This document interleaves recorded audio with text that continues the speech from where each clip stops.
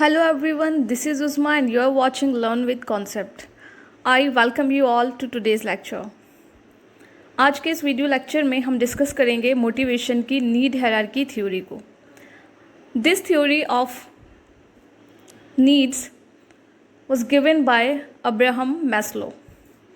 As we already discussed motivation in our previous video lectures, so here again we discuss what is motivation in today's lecture and what is the need hierarchy theory of motivation and what is the importance of this theory. ये आपको definitely help करेगा आपके हर teaching exam में जहाँ पर educational psychology और pedagogy से related questions पूछे जाते हैं. सबसे पहले हम डिस्कस करेंगे मोटिवेशन को, क्योंकि मोटिवेशन को डिस्कस करना यहाँ इसलिए ज़रूरी है. आप देख रहे हैं मोटिवेशन की नीड हायरार्की थ्योरी को. No matter we already discussed but here again we discuss what is motivation. So motivation को हम डिस्कस करेंगे यहाँ अपनी एक डेफिनेशन से, जैसे कि आप देख सकते हैं स्क्रीन पर. This definition was given by Riley and Lewis in 1993. इन्होंने बताया कि motivation is a process that helps to direct the learner's internal energies toward various goals and objectives in his environment. इन्होंने बताया कि मोटिवेशन मीन्स अभिप्रेरणा. हिंदी में हम motivation को अभिप्रेरणा कहते हैं.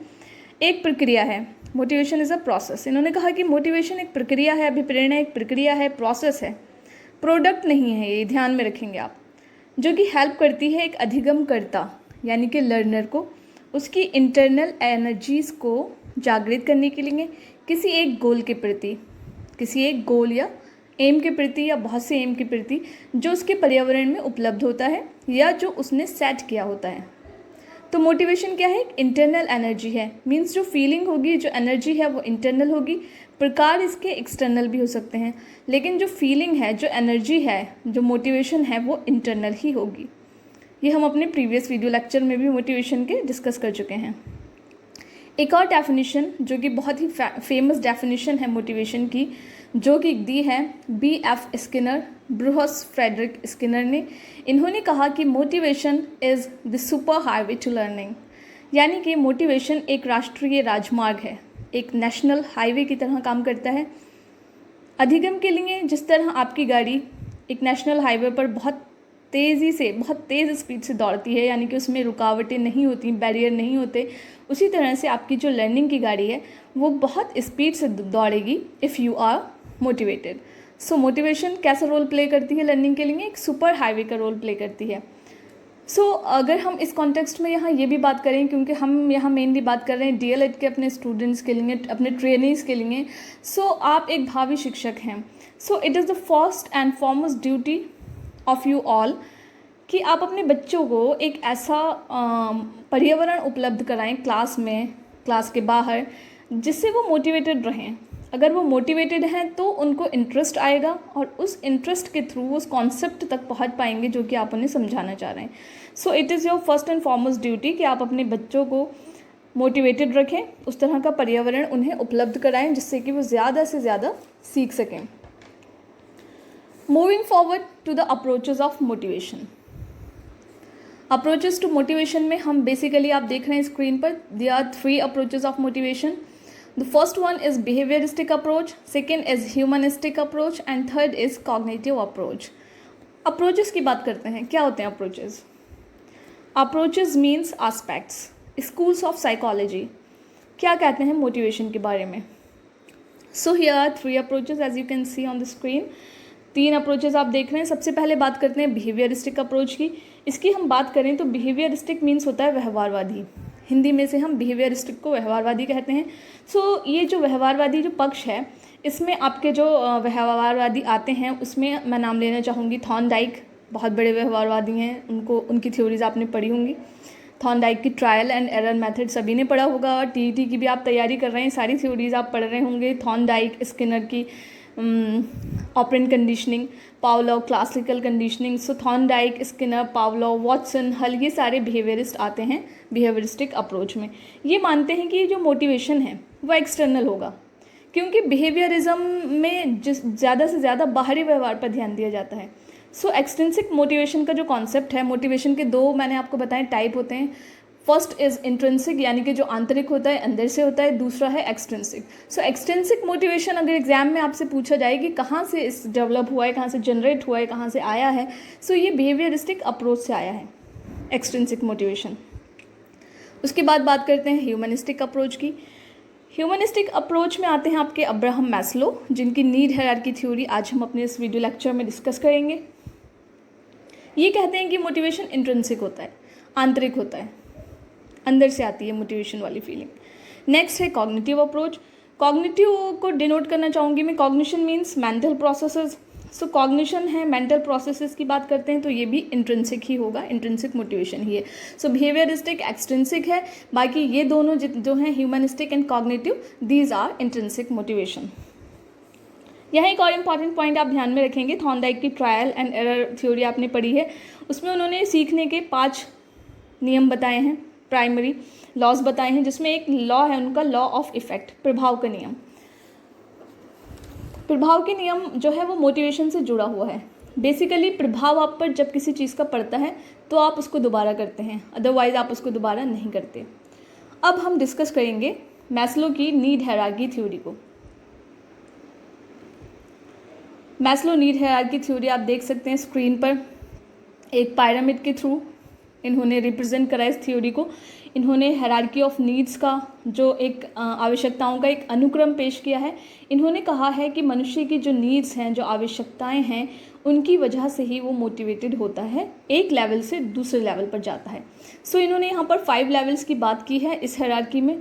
पहला लेवल हम डिस्कस करेंगे नीचे से ऊपर की तरफ 5 लेवल बताए हैं। सो नीचे आप देख सकते हैं बॉटम पर सबसे पहला जो इनका नीड है, जो लेवल है, वो है फिजियोलॉजिकल नीड्स। फिजियोलॉजिकल क्या होता है सभी जानते हैं, मीन्स सर्वाइवल नीड्स, या यूँ कहें कि बेसिक नीड्स। आपकी एज ह्यूमन बीइंग हमारी बहुत सारी बेसिक नीड्स हैं जिनके बिना हम जीवित नहीं रह सकते। सो फिजियोलॉजिकल नीड्स में इंक्लूडेड हैं आपकी there are some examples like air, water, food, shelter, sleep, homeostasis, excretion, sex and reproduction। ये जो आपकी नीड्स हैं, फिजियोलॉजिकल नीड्स, इनके बिना आप अपनी कल्पना नहीं कर सकते। नेक्स्ट की बात करते हैं, नेक्स्ट लेवल है सेफ्टी नीड्स। सेफ्टी क्या होता है? सेफ्टी मीन्स होता है कि आपको एक ऐसा पर्यावरण उपलब्ध कराया जाए जिसमें आप सेफ फील करें। फॉर एग्जाम्पल, आपका आज क्लास का पहला दिन है, स्कूल में आज आपका पहला दिन है, आपने क्लास में एंट्री की, आगे की सीट पर आपको बैठने की जगह मिल गई और आप आगे बैठना भी चाहते थे। अब कल वहाँ भी जगह मिले ना मिले, इस बात की सेफ्टी आप चाह रहे हैं। सो this is called safety need. Another example लें, अगर हम यहाँ सब बच्चे मोस्टली स्टूडेंट हॉस्टल में रहे होंगे अगर वीडियो देख रहे हैं। सो हॉस्टल की मैथ्स जो होती है मेनली वहाँ पर क्या होता है, एक टाइम ड्यूरेशन सेट होती है कि आपको खाना इस टाइम ड्यूरेशन से, बिटवीन दिस टाइम ड्यूरेशन आपको खाना मिलेगा, अदरवाइज़ खाना या कुछ आइटम्स आपको नहीं मिलते हैं। सो आप क्या चाह रहे हैं कि कल जैसे मुझे खाना मिला था तो आज भी मुझे वैसे ही खाना मिले, यानी कि आप खाने की वहाँ पर अपनी एक सेफ्टी करना चाह रहे हैं। सो इन सब चीज़ों को आप चाह रहे हैं कि मैं सेफली यूज़ कर पाऊँ। सो ये है आपकी पर्सनल सिक्योरिटी, एम्प्लॉयमेंट है हुआ आपका, और अदर रिसोर्सेज हुई, आपकी हेल्थ हुई, प्रॉपर्टी हुई। सो आपकी पर्सनल सिक्योरिटी, नौकरी, आपका कोई रिसोर्स, आपकी प्रॉपर्टी, घर, ये सब आपके सेफ्टी नीड्स में आते हैं। So these are all in the part of safety needs. Next level की बात करते हैं। Next level is love and belongingness needs. As we are human being and we have lot of emotions. जैसा कि Watson, जो कि एक behaviourist हैं, व्यवहारवादी हैं, इन्होंने कहा, वॉटसन ने बताया है, याद रखेंगे, कि फियर, एंगर एंड लव, ये 3 इमोशंस आपके अंदर जन्मजात होते हैं। तो जो प्यार करने की या कहीं से बिलोंग करने की जो हमारी एक नीड है, इसे हम इंक्लूड करते हैं। इसमें हम सारे इंक्लूड करेंगे फ्रेंडशिप को, intimacy, family, sense of connection. इसी के साथ सेंस ऑफ कनेक्शन, हमें किसी के साथ भी हमें सेंस ऑफ कनेक्शन कब फील होता है? आप चाह रहे हैं कि जैसे कि पहले वाली आपकी नीड्स हैं, फिजियोलॉजिकल नीड्स हैं, आपकी सेफ्टी नीड्स हैं, सारी कंप्लीट हो गई हैं आपकी, आपके पास रोटी कपड़ा मकान सब है, तो अब आप नेक्स्ट लेवल पर जाएंगे ना। सो नेक्स्ट लेवल पर जाने के लिए आपको दोस्ती करनी है, प्यार मोहब्बत करनी है, ताकि हम बिलोंगिंगनेस फील कर सकें अपनी फैमिली से, अपने फ्रेंड से। सो ये सारी needs, these are the part of third level. Next है एस्टीम नीड्स, यानी कि self esteem needs. It is the fourth level. जहाँ पर सेल्फ एस्टीम नीड्स मीन्स आपको रिस्पेक्ट चाहिए, यहाँ रिस्पेक्ट हो आपकी समाज में, एक सेल्फ एस्टीम हो, आपका एक स्टेटस हो, रिकग्निशन हो, आपकी एक पहचान हो समाज में। यहाँ आप चाह रहे हैं कि मुझे पहचाना जाए, फ्रीडम हो आपकी, स्ट्रेंथ हो। So these all are part of safety needs.